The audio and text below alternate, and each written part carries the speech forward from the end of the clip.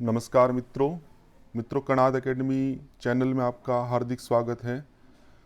मित्रों, आप लोग सब पेपर की तैयारी कर ही रहे हैं और ऐसी भी प्रतीक्षा कर रहे हैं कि नोटिस कब आएगा, लेकिन अब तक आपका जून 2023 के एग्ज़ाम का नोटिस नहीं आया है। आपकी कई महीने पहले ही जून की एग्ज़ाम की डेट्स दे दी थी उन्होंने।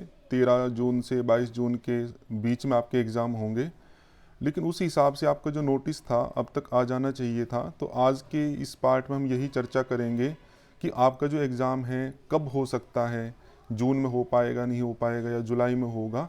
उन सब बातों को हम एक बढ़िया आपके लॉजिक के साथ आपके सामने प्रस्तुत करेंगे कि आपका एग्ज़ाम कब हो पाएगा। मित्रों, हम देखते हैं पिछली बार का जो नोटिस आया था आपका दिसंबर 2022 का, तो उसमें हम देखते हैं कि 29 को आपका नोटिस आया था। तो 29 दिसंबर से 18 जनवरी तक आपके फॉर्म भरे गए थे, मतलब 20 दिन का टाइम आपको दिया गया था। पिछली बार के एक दो जो पेपर्स हुए हैं आपके, उसमें नॉर्मली आपके 20 दिन का जो टाइम है वो फॉर्म भरने के लिए दिया गया है।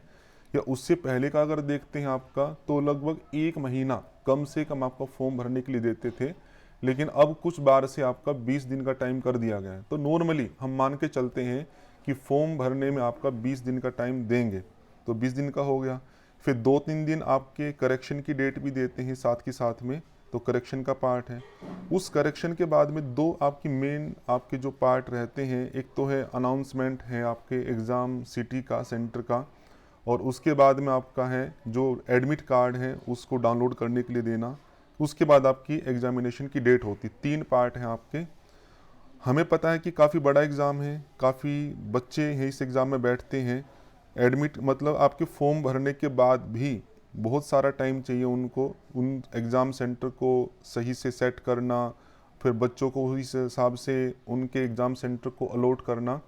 तो पिछली बार के अगर हिसाब से हम देखें तो 20 तक आपके फॉर्म भर चुके थे। उस 20 के बाद में भी एक महीना उन्होंने बीच का टाइम लिया, जिसमें उन्होंने जो आपके अनाउंसमेंट की थी एग्ज़ाम के सिटी सेंटर की, वो भी एडमिट कार्ड के डाउनलोडिंग की जो डेट थी वो भी, ये सब मिला के एक महीने का टाइम आपका लिया था।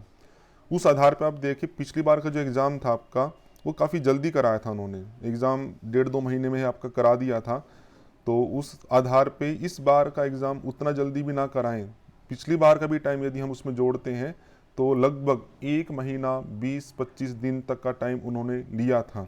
तो उस आधार पे जैसे अभी अप्रैल तो आपका समाप्त हो ही गया, वो नोटिस अभी तक भी नहीं आया है। यदि आपका नोटिस अभी भी आता है तो 13 जून से एग्ज़ाम करा पाना आपका काफ़ी कठिन है। कराने में तो करा सकते हैं, लेकिन पहले की जो प्रोबेबिलिटी है आपकी, उस आधार पे कराना संभव नहीं लगता है।